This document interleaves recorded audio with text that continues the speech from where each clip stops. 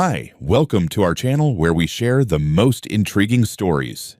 At 3:50 a.m., Liam Hargrave's phone ripped through the mountain silence. An HOA president demanded his keys, claiming emergency authority. Minutes later, SUVs, lockpicks, and a fake inspector appeared at his gate. What began as intimidation was about to ignite a federal conspiracy. The piercing shriek of my landline phone cut through the mountain silence like a chainsaw at 3:50 in the morning. I bolted upright in bed, my former search and rescue instincts kicking in instantly. Emergency calls at this hour usually meant someone was dying on a cliff face or lost in a blizzard. My hand shot to the receiver before the second ring. "Liam Hargraves," I answered, already swinging my legs out of bed. "This is Karen Weldon, president of Summit Crest Homeowners Association." The voice was cold, clipped, and absolutely devoid of any emergency urgency. "I need you to bring me the keys to your gate and all your farm buildings immediately." I blinked hard, wondering if I was still dreaming. "Excuse me, you heard me correctly. This is an emergency safety inspection of your property. The HOA has received reports of suspicious activity, and we need immediate access to conduct our investigation." The absurdity hit me like a slap. I'd been living on this 600-acre spread for 15 years, since inheriting it from my father, and in all that time, no HOA had ever claimed jurisdiction over my private mountain property. My land sat a full mile above their precious resort community, separated by Federal Forest Service territory. "Lady, I think you've got the wrong number. My property isn't part of any HOA, and it's 4 in the morning. Call back during business hours if you have legitimate concerns." "Don't you dare hang up on me." Her voice sharpened like a blade. "I'm not asking, Mr. Hargraves. I'm telling you. If you refuse to cooperate, I'll send our security patrol up there, and we'll take what we need for the safety of our community." The threat crystallized everything. This wasn't about safety inspections or emergency procedures. This was a raid. Plain and simple. I'd heard rumors about the new HOA president down in Summit Crest, how she'd been eyeing the natural springs on various properties, talking about community resources and greater good bullshit. My property had the cleanest, most abundant mineral spring in the entire valley. "Let me get this straight," I said, fully awake now and reaching for my tactical pants. "You're threatening to trespass on private property and break into my buildings because of some mystery reports. The safety of Summit Crest residents is my responsibility. Your isolated location makes it a perfect hiding spot for vagrants, drug operations, or worse. We have every right to ensure our community's security." I almost laughed. Karen Weldon clearly had no idea who she was dealing with. 12 years of mountain rescue had taught me to read people fast, and this woman reeked of desperation disguised as authority. She wanted something from my land, and she was banking on intimidation to get it. "Here's what's going to happen," I said, pulling on my boots with one hand. "You're going to hang up, go back to sleep, and pretend this conversation never happened. If you or anyone else sets foot on my property without a legitimate warrant signed by a real judge, you'll be met by an armed landowner who knows his rights." "How dare you threaten me?" "I'm an elected official with legal authority. You're the president of a housing development HOA. You have exactly zero authority over property that was never part of your community." I grabbed my Remington from the gun safe and checked the chamber. "And that threat you just made about sending people up here, that's conspiracy to commit burglary. I hope you recorded this call because I sure as hell did." The line went silent for several seconds. When Karen spoke again, her voice had dropped to a deadly whisper. "You have no idea who you're dealing with, Mr. Hargraves. If you think your little mountain hideaway puts you above the law, you're about to learn otherwise. We'll be there within the hour." The line went dead. I stood there for a moment, processing the magnitude of what had just happened. Then my training kicked in completely. Time to gear up and get ready for war. I threw on my tactical gear with the efficiency of someone who'd done it in genuine emergencies countless times before. Black cargo pants, sturdy boots, and a dark fleece that would blend with the shadows. My service radio went on my belt alongside my mag light and backup battery pack. The Remington got a full magazine check. I wasn't planning to shoot anyone, but mountain folk learn early that looking prepared prevents most problems from escalating. Moving through my house in practiced silence, I grabbed my night vision monocular from the emergency kit and my digital camera with the telephoto lens. If Karen's people were really stupid enough to show up on my land, I wanted documentation of every face, every license plate, and every illegal action they took. I slipped out the back door and immediately spotted them. Two black SUVs with those ridiculous reflective Summit Crest HOA logos were parked just outside my main gate, their engines still running. Even from 200 yards away, I could count at least 6 figures moving around in high-visibility safety vests. They looked like a highway construction crew, except highway crews don't typically gather outside private properties at 4 in the morning. Staying low and using the natural cover of the pine trees, I worked my way closer to the fence line. My property's main gate was a solid steel affair with reinforced posts, built to keep out bears and mountain lions, not suburban wannabe cops. The chain and padlock system looked simple enough, but appearances were deceiving. Dad had installed a GPS tracker inside the lock mechanism after some idiots tried to steal his ATV 15 years ago, and I'd upgraded it with a motion sensor that sent alerts straight to my phone. Sure enough, my phone buzzed silently as I watched one of the vest-wearing morons approach my gate with what looked like professional lock-picking tools. This guy wasn't some HOA volunteer. He moved like someone who'd done this before. I raised my camera and started shooting, the telephoto lens pulling in clear images of his face and technique in the ambient light from their vehicle headlights. That's when I saw her. Karen Weldon climbed out of the lead SUV like she owned the entire mountain. Mid-50s, blonde hair pulled back severely, wearing an expensive outdoor jacket that screamed, "Weekend warrior who's never spent a real night outdoors." She barked orders at the other 5 people, pointing at different sections of my fence line, and gesturing toward my buildings. I pulled out my radio and switched to the channel Dave Martinez used when he was on duty. Dave and I had worked together on dozens of search and rescue operations, and he was one of the few cops in the county who understood that mountain property owners weren't weekend hobbyists. We were serious people protecting serious land. "Dave, you there? It's Liam up on Hargraves Ridge." The radio crackled softly. "Copy, Liam. You're up early, even for you. What's the situation?" "I've got 6 individuals attempting to breach my property gate, claiming HOA authority they don't possess. One's actively working my lock with professional tools. I've got photos, and I need backup." "Jesus Christ, on my way. Keep documenting everything. Stay out of direct confrontation until I arrive. ETA 15 minutes. The lockpicker stepped back and shook his head at Karen, apparently frustrated by the security system. She stormed over to him, and even from my position, I could hear her voice rising in anger. 2 of the other people started walking the perimeter, looking for weak spots in the fence line. Time to let them know they were being watched. I triggered my property's perimeter lighting system. 6 military surplus floodlights that could illuminate a football field suddenly bathed the entire gate area in brilliant white light. The effect was immediate and satisfying. All 6 intruders froze like deer, hands shooting up to shield their eyes from the sudden glare. "Good morning, trespassers," I called out through my bullhorn, staying concealed in the tree line. "You're on private property, you're being recorded, and law enforcement is en route. I suggest you return to your vehicles and leave immediately." Karen's response was exactly what I'd expected from someone who'd never been challenged in her little kingdom. She stepped directly into the light, hands on her hips, and screamed back at the darkness where she thought I was hiding. "This is an official HOA security inspection. We have reports of vagrants and illegal activity on your property, and we're here to investigate." "Show me your warrant," I shouted back, still recording everything.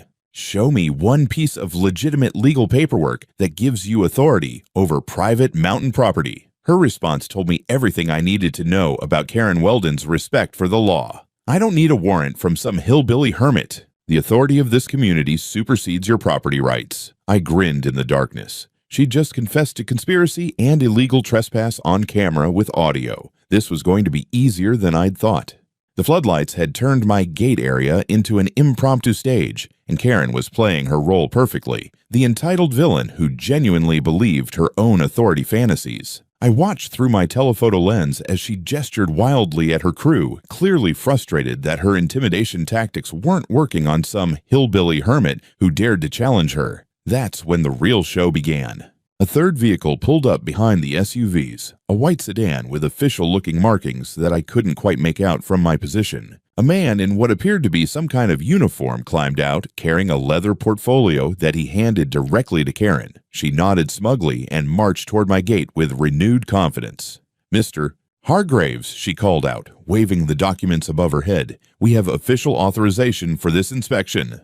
This is your final opportunity to cooperate before we proceed under emergency authority." I zoomed in with my camera and felt my blood turn to ice water. The uniform was a decent fake. County-style patches, official-looking badge, even a radio on the belt. But something was off about the proportions, and the badge caught the light wrong. More importantly, I recognized the man wearing it.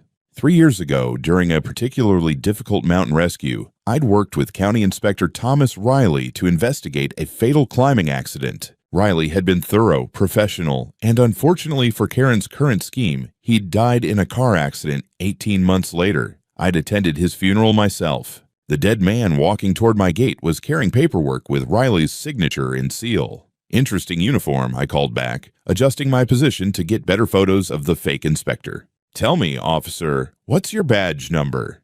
The fake inspector looked nervous, glancing back at Karen for guidance. She stepped forward aggressively. "We're not here to play games with your paranoid questions. Open this gate immediately, or we'll open it ourselves." I had them dead to rights, but Dave's voice echoed in my head. "Keep documenting. Avoid direct confrontation until backup arrives." So I decided to give them enough rope to hang themselves with.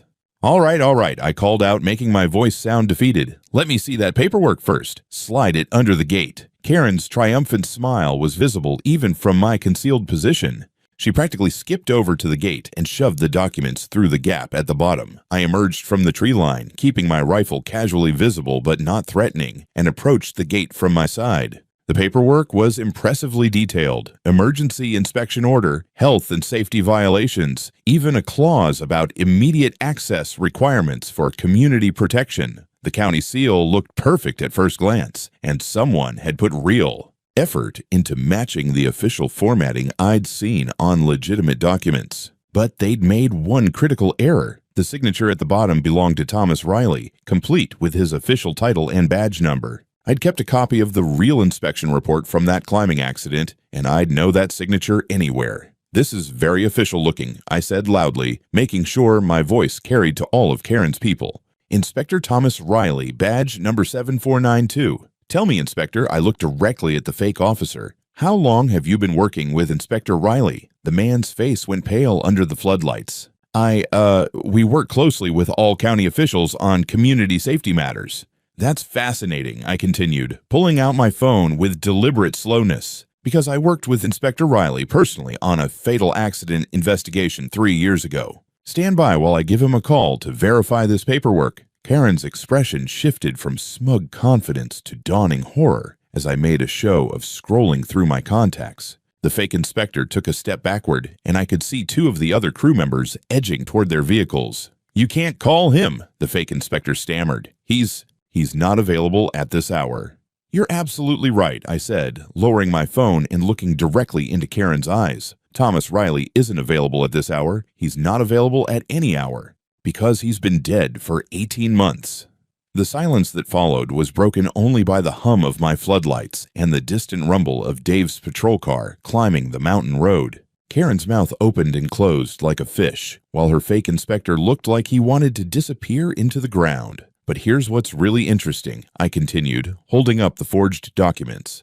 "This paperwork is signed by a dead man, presented by someone impersonating a county official, and backed up by people who just attempted to break into private property based on fabricated emergency authority." I looked directly at each of Karen's people in turn, making sure they understood their situation. In Colorado, that's conspiracy, fraud, impersonation of a government official, attempted burglary, and criminal trespass. Federal charges if this crosses state lines, which I'm betting it does when we trace those fake seals and documents. Dave's patrol car crested the hill, emergency lights painting the pine trees in alternating red and blue. Karen's crew was now openly panicking, with 3 of them already heading for the vehicles. But Karen herself stood frozen in the floodlight glare, clutching the fake paperwork like a lifeline. The sound of car doors slamming echoed across the mountain as Dave and his backup officer approached the gate with the confident stride of people who actually possessed legitimate authority. Dave Martinez stepped out of his patrol car with the kind of calm authority that comes from 20 years of dealing with mountain troublemakers. His backup officer, a younger guy I didn't recognize, positioned himself strategically near the vehicles, while Dave approached the gate with his hand resting casually on his service weapon. "Evening, folks," Dave said, his voice carrying the particular tone cops use when they already know someone's in deep trouble. Mind explaining what brings 6 people to private property at 4:30 in the morning? Karen immediately launched into damage control mode, stepping forward with the fake paperwork clutched in her hands like a shield. Officer, this is an internal community matter. The HOA has received credible reports of dangerous activity on this property, and we're conducting a lawful inspection under emergency protocols. Dave's expression didn't change, but I caught the slight tightening around his eyes that meant he was shifting into full cop mode. Ma'am, I'm going to need to see some identification from everyone present, starting with you, and I'll need to examine those documents you're holding. The fake inspector made his first smart decision of the evening and raised his hand slightly. Officer, there seems to be some confusion here. We were told this was a routine community safety check. Told by who? Dave's backup officer asked, pulling out his notebook. And what's your name and official capacity? That's when things started falling apart fast for Karen's crew. The lockpicker had already made it back to one of the SUVs and was trying to look invisible. 2 others were edging toward the second vehicle, clearly hoping to avoid the conversation entirely. The fake inspector looked like he was contemplating a sprint into the forest. Nobody's leaving until we sort this out, Dave announced, reading the situation perfectly.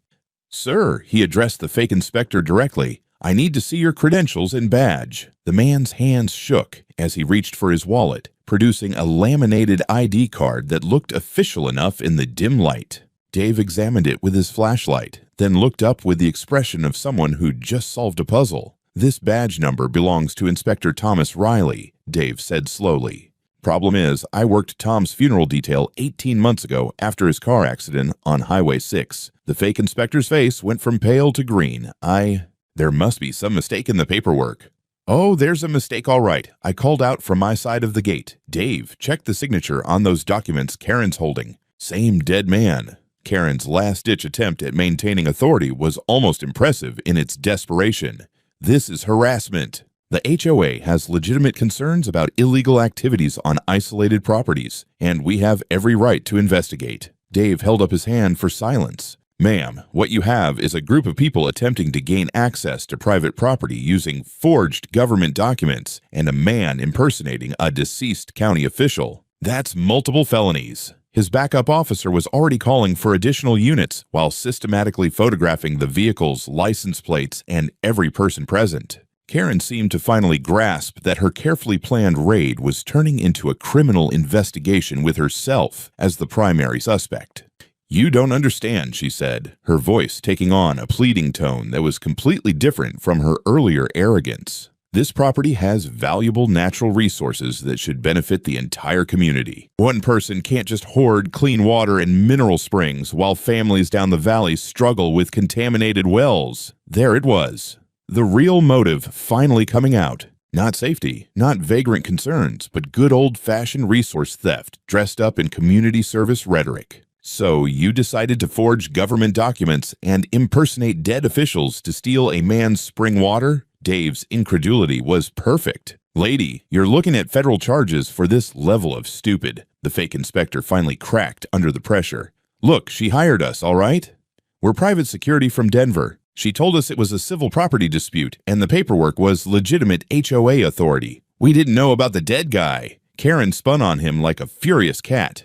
Shut your mouth, you idiot. You signed a confidentiality agreement. Confidentiality agreements don't cover federal crimes, Dave's backup officer observed helpfully while continuing to document everything. That's when I noticed something interesting in the back seat of the fake inspector's sedan. A laptop bag and what looked like surveying equipment. These people hadn't just come here to intimidate me into opening my gates. They'd come prepared to conduct a detailed assessment of my property and its resources. Dave, I called out, pointing toward the sedan. You might want to check what other equipment they brought for this safety inspection. The backup officer approached the vehicle with his flashlight and immediately called Dave over. Sheriff, we've got professional surveying gear, soil testing kits, and what looks like water quality analysis equipment.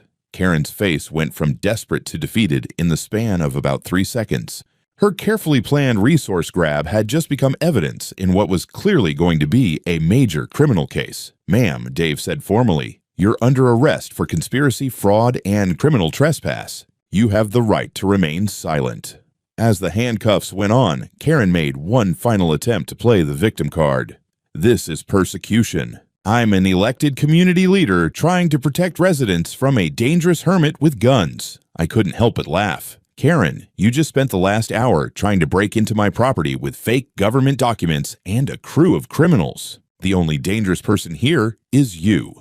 The arrest of Karen and her crew should have been the end of it, but as Dave loaded the last of the conspirators into the patrol cars, his radio crackled with a message that changed everything. Federal agents were requesting immediate contact regarding a multi-state investigation into fraudulent property seizures. Within 6 hours, my quiet mountain farm had become the center of what FBI agent Maria Martinez described as the most sophisticated private property theft ring we've encountered in the Rocky Mountain region. Agent Martinez arrived with a team of 4 other agents, a digital forensics van, and search warrants for every property connected to Karen's HOA operation. The scope of what they found in Karen's office made my situation look like small-time amateur hour. Filing cabinets stuffed with forged documents for 47 different properties across 3 counties. Professional surveying reports on mineral rights, water sources, and development potential for lands that Karen's organization had no legal connection to.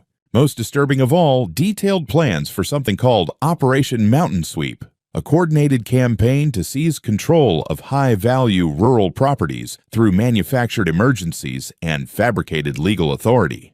Mr. Hargraves, Agent Martinez explained as we sat in my kitchen reviewing evidence, you stumbled into the middle of a criminal enterprise that's been operating for at least 3 years. Karen Weldon wasn't just some power-hungry HOA president. She was running a sophisticated land grab operation with connections to development companies, corrupt local officials, and what appears to be organized crime. The evidence was staggering. Bank records showed that Karen had received over $2 million in payments from a shell company registered in the Cayman Islands. The money trail led back to a consortium of real estate developers who specialized in converting rural properties into luxury resort communities. My spring water wasn't just valuable for her personal spa dreams, it was the centerpiece of a $50 million development project that would turn half the valley into an exclusive retreat for wealthy urbanites. But the most chilling discovery came from Karen's personal computer. Detailed surveillance files on every property owner in the target area, including psychological profiles, financial vulnerabilities, and what the documents coldly referred to as elimination strategies for those who refused to cooperate.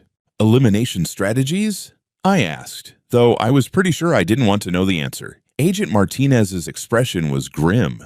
2 property owners who refused to sell their land died in what were ruled accidental deaths over the past 18 months. Harold Brennan fell from a cliff while checking fence lines. Janet Morrison died in a house fire that investigators blamed on faulty wiring. We're reopening both cases as potential homicides. The fake inspector, whose real name was Marcus Webb, had started talking the moment he realized the scope of what he'd gotten involved in. Webb was a former security contractor who'd been hired through a company called Mountain Safety Solutions, which turned out to be another shell operation funded by the same Cayman Islands money. His job was to pose as various government officials and present convincing paperwork to intimidate property owners into compliance. The woman is completely insane, Webb told the FBI during his recorded interview.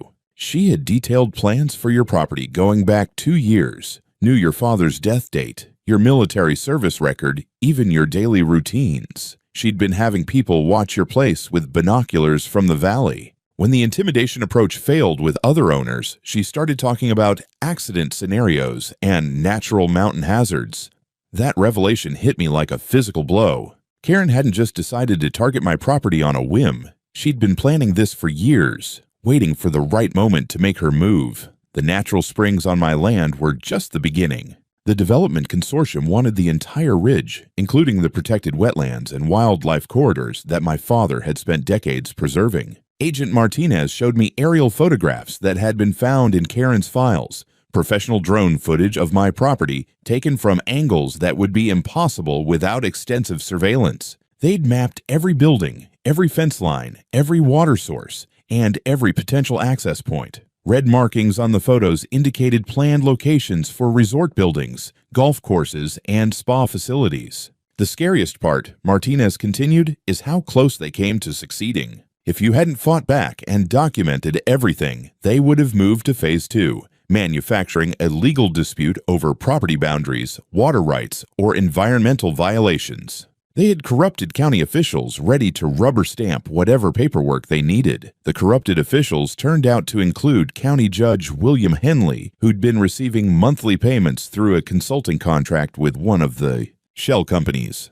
Building Inspector Carol Parks had been approving falsified safety violations on target properties. Even the county assessor had been artificially inflating property values to force owners into financial distress. My role as a federal witness meant that I needed protection. Karen's organization had connections that reached far beyond her arrested crew, and the money involved was enough to make eliminating witnesses seem like a reasonable business expense. Agent Martinez assigned 2 agents to monitor my property while the investigation continued, and I was given a direct line to call if anything suspicious occurred. "This is just the beginning, Mr. Hargraves," Martinez warned as her team finished collecting evidence from my property. "When this goes to trial, you'll be the star witness in a case that could bring down a network spanning multiple states. These people aren't going to give up easily."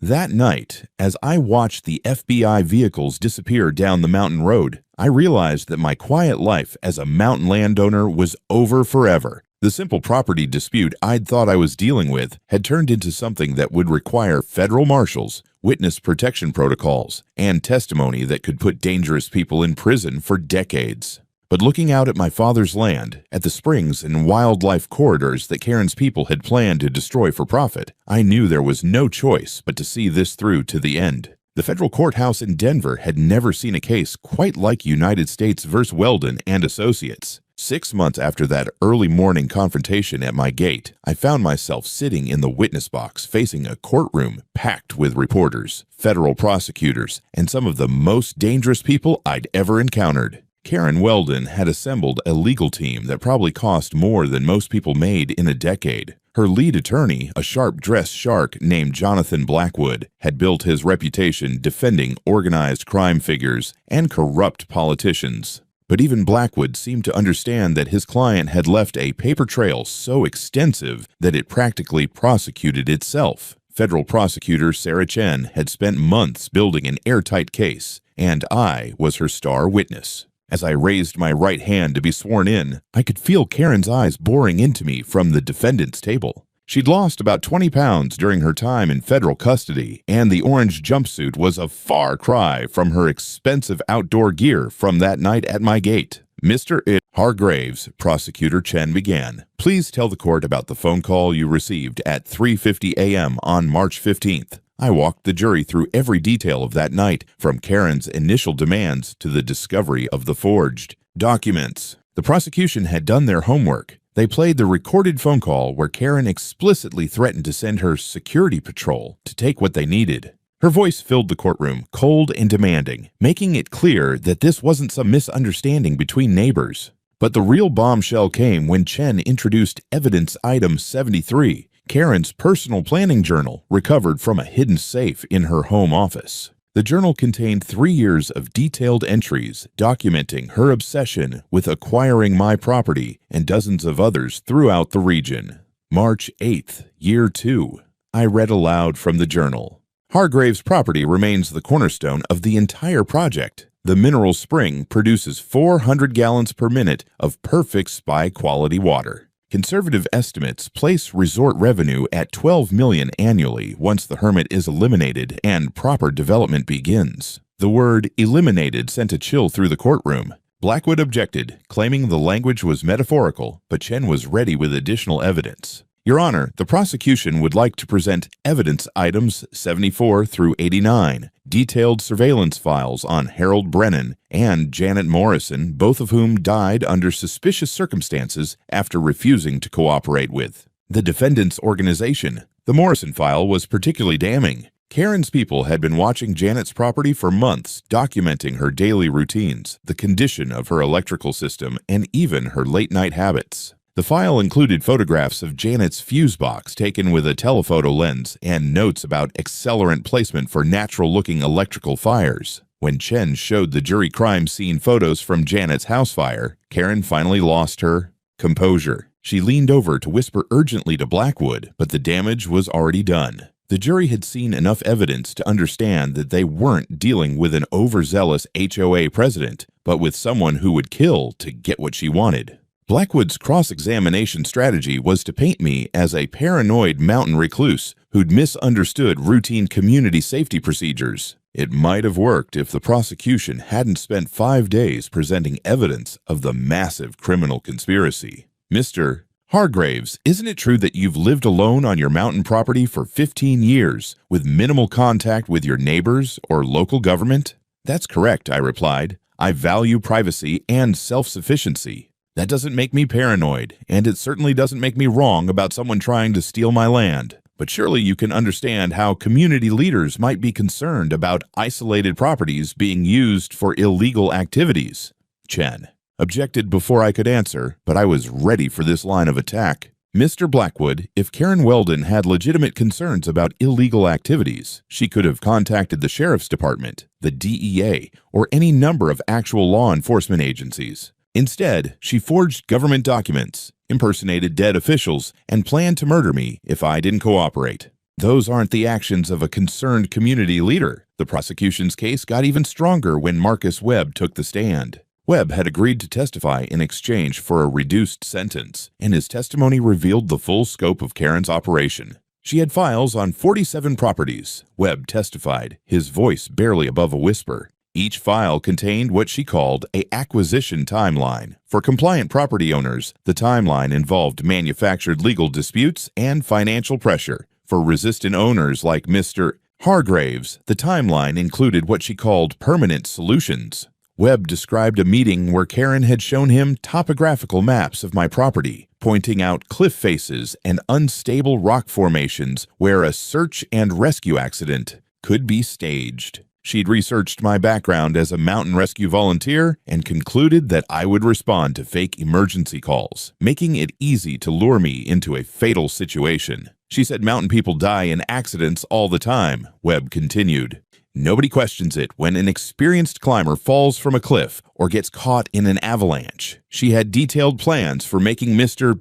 Hargraves's death look like he'd been trying to rescue someone and suffered an equipment failure. The courtroom was dead silent as Webb described finding climbing equipment in Karen's storage unit, gear that had been deliberately sabotaged with weakened ropes and damaged carabiners. The prosecution's forensics expert testified that the equipment would have failed catastrophically under normal climbing loads, but perhaps the most damaging testimony came from Karen's own financial records. The $50 million development project she'd been planning would have required destroying not just my property, but also protected wetlands, wildlife corridors, and Native American archaeological sites. She'd been willing to commit multiple felonies and murders to access that money. When the defense rested without calling Karen to testify, I knew Blackwood had given up on any hope of acquittal. His closing argument focused on requesting mercy for a woman who'd lost her way while trying to improve her community. Prosecutor Chen's closing was devastating. She methodically walked through each element of the conspiracy,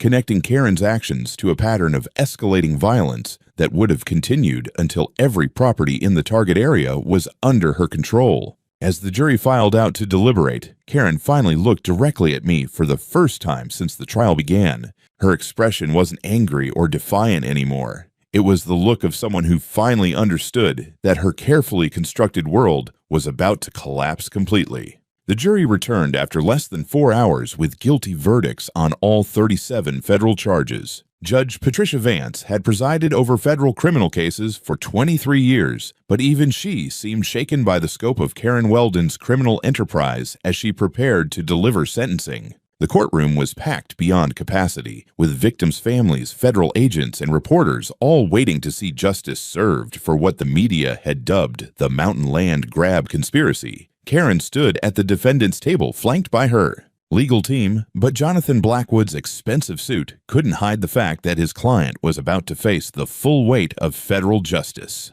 The pre-sentencing report had painted a picture of a woman so consumed by greed and power that she'd been willing to murder innocent people for access to their natural resources. Ms. Weldon, Judge Vance began, her voice carrying the gravity of someone who understood the historical significance of this moment. In my decades on the federal bench, I have rarely encountered a defendant whose actions demonstrated such calculated disregard for human life and property rights. The judge methodically worked through each count, but it was her comments on the murder conspiracy charges that sent chills through the courtroom. The evidence shows that you orchestrated the deaths of Harold Brennan and Janet Morrison, two innocent property owners whose only crime was refusing to surrender their family lands to your development scheme. You then planned to murder Liam Hargraves using the same methods, showing a pattern of escalating violence that would have continued indefinitely. Karen's shoulders shook as the judge continued, but whether from fear or rage was impossible to tell. Her carefully constructed image as a community leader had been completely destroyed by months of testimony, revealing her true nature as a calculating criminal who viewed human lives as obstacles to profit. The financial scope of your conspiracy is equally staggering, Judge Vance continued. $50 million in projected development profits, built on a foundation of forged documents, murdered property owners, and corrupted government officials. You corrupted the very institutions designed to protect citizens from exactly this type of predatory behavior. The sentencing phase had revealed even more devastating details about Karen's operation. FBI forensic accountants had traced the Cayman Islands' money back to a network of international investors who specialized in what they euphemistically called aggressive rural development. Karen hadn't just been stealing land for local profit. She'd been part of a multinational scheme to acquire strategic natural resources across the American West. Judge Vance sentenced Karen's co-conspirators first. Marcus Webb received 8 years for his role as the fake inspector, though his cooperation had earned him the minimum possible sentence. The lockpicker got 12 years. County Judge William Henley, whose corruption had enabled years of illegal property seizures, received 15 years and permanent disbarment. But it was the sentences for the actual murders that drove home the true cost of Karen's greed. The prosecution had presented evidence linking her organization to 4 additional suspicious deaths across 3 states. Property owners who died in accidents after refusing to sell strategic parcels of land. Karen Patricia Weldon, Judge Vance announced, "This court sentences you to life in federal prison without the possibility of parole on the murder conspiracy charges. Additionally, you are sentenced to 25 years on each of the fraud, racketeering, and conspiracy counts, to be served concurrently." The life sentence hit Karen like a physical blow. She collapsed into her chair, finally understanding that her dreams of resort empires and mineral water fortunes had cost her everything. Blackwood immediately announced plans to appeal, but everyone in the courtroom knew it was a formality. The evidence had been overwhelming. In federal appeals, courts rarely overturned life sentences for murder conspiracies. But Judge Vance wasn't finished. The civil restitution phase of the case had revealed assets worth over $15 million hidden in various shell companies and offshore accounts. Every penny was being seized and distributed to victims and their families. "Mr.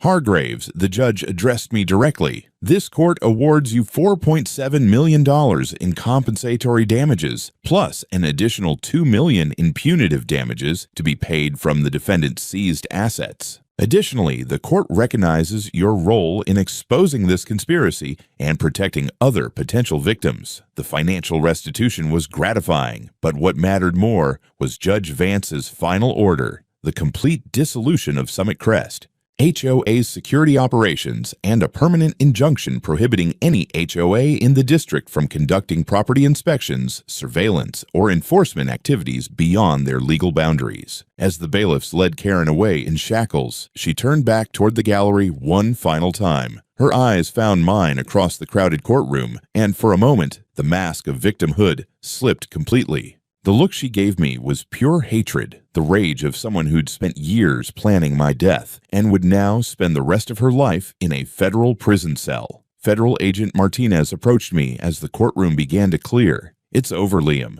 Karen Weldon will never threaten another property owner, and her network has been completely dismantled. You can go home and live in peace."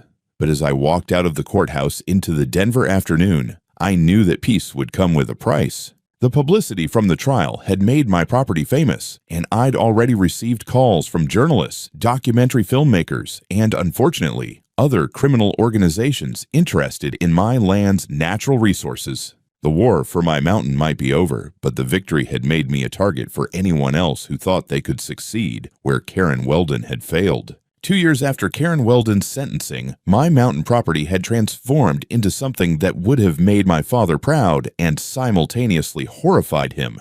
The peaceful ranch he'd left me was now a fortress equipped with military-grade security systems, but it was also a symbol of what happens when ordinary people refuse to surrender to criminal intimidation. The compensation money had allowed me to upgrade every aspect of the property's defenses. Motion-activated cameras with facial recognition software monitored every approach route. Seismic sensors buried along the access road could detect vehicles from 2 miles away. The old wooden gate had been replaced with a steel barrier that could stop a truck, and the new sign bolted to it left no room for interpretation. Private mountain property, no HOA access, ever. But the most important change wasn't technological. 6 months after the trial, I'd married FBI agent Maria Martinez in a ceremony held right here on the land that Karen had tried to steal. Maria had left the bureau to start a private security consulting firm specializing in protecting rural properties from organized land grab schemes. The Hargraves Mountain Training Center had become a destination for property owners throughout the American West who wanted to learn how to protect their land from criminal organizations. We taught everything from legal documentation and surveillance detection to emergency response protocols and federal reporting procedures. Standing on my porch this morning, watching my pregnant wife train a group of Nevada ranchers in defensive tactics, I couldn't help but smile at the irony. Karen Weldon's attempt to destroy my quiet mountain life had instead created something far more powerful, a movement of rural Americans who refused to be victims of corporate predators and corrupt officials. The mineral springs still flowed clean and abundant, protected now by both advanced security systems and federal environmental designations that made future development attempts legally impossible. Karen's dream of a luxury spa had become a conservation success story that would preserve this land for generations. Somewhere in her federal prison cell, I hoped Karen understood that her greed hadn't just failed. It had created exactly the opposite of what she'd intended.